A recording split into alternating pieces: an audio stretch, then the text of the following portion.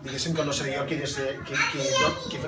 estableixi doctrina sobre quina radiació, quin nivell de radiació és acceptable i quin no. No crec que ens toqui a nosaltres. En tot cas, som energia, amb aquesta informació us pot donar això. Jo veig una pregunta elemental. Sí. La Rosa i jo tenim la mateixa casa, la mateixa potència contractada, la mateixa 5,2 o que sigui. I un mes, o 4,1, que vulguis, una, tenim igual. I en un mes fent el mateix consum de quilowatts, el mateix consum. Tenim contractada una tarifa que no, si vols amb discriminació horària, sense discriminació horària, una tarifa, que sigui. Consumim el mateix. Jo consumeixo això, ella consumeix exactament el mateix durant el mateix mes. Jo soc de Sos Energia i ella és d'Endesa. Arriba la factura de la Rosa i arriba... És una cosa molt elemental, és que estic preguntant de les beceroles. Sí, no, molt fàcil. Comparem les dues factures. Que tots els imports, tant els de consum, el cost del terme de potència, els impostos que s'apliquen sobre el d'això, tots coincideixen exactament, és un calc, la factura de Sos Energia i la factura d'Endesa? No. No? Això és el que m'expliquis. On hi ha la diferència? La diferència està en el preu per quilowatt i podria haver-hi, que ara no hi és a Endesa, diferència amb un preu per la potència contractada, que ara mateix és la mateixa. Però el preu per quilowatt és diferent.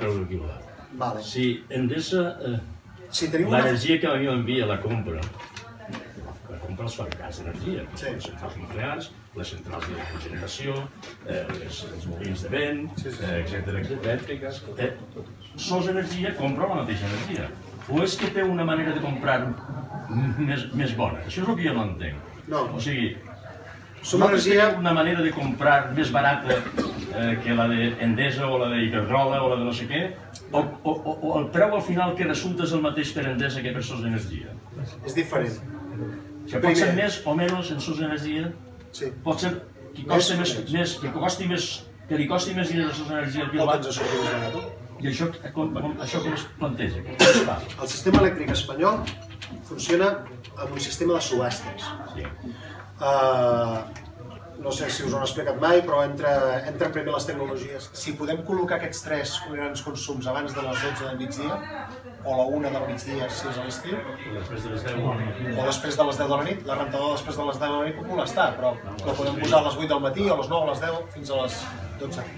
Si podem fer això, sens dubte. Jo us ho ensenyava abans en la meva factura, el meu Infoenergia. El canvi de tarifa té un cost? No. O sigui, si jo tinc una tarifa normal, si passo a discriminació horària no té cap cost, i si torno enrere perquè veig que gasto més, no té cap cost. O sigui, es podria canviar per provar? El cost de la potència ens el col·locaven perquè havia de venir un instal·lador a canviar l'interruptor diferencial.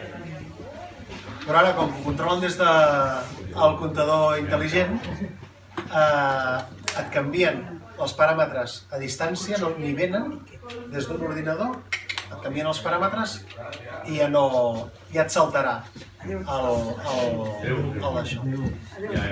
Llavors, aquest cost era per aquesta gestió i ara se'l segueixen cobrant igual i la gestió la fan des d'un despatx.